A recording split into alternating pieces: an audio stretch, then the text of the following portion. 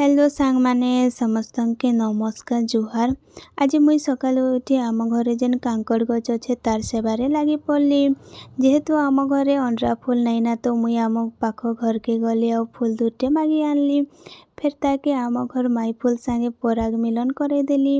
एबे ठारू तार सेवा जतन करिथिले तो श्रावण मासे कांकड़ भजा खाइमु तार लागी मुई तार जतन रे लागी पड़ी छे। जेहेतु आज मके केन्द्र जेबार नहीं थी तो मुई एंता प्रकार खुरापाती काम करी करी आके आजिर दिनटा काटी देली। फिर देखली आम घर बगीचा टिके बुलाबुली करी देली। सांग माने एंता प्रकार गछ माने टिके लगे थिले जे बाहर के बुले नौ नहीं नौ घरर जेन प्रकृतिर दर्शनटा हे गले भी मन के श्रद्धा लगी जैसी।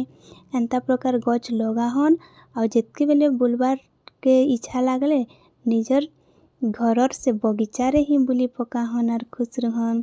सांग माने एंता प्रकार आर भी वीडियो माने आसबा प्लीज लाइक करन शेयर करन कमेंट करन। आजर लगी एतकी थैंक यू राधे राधे।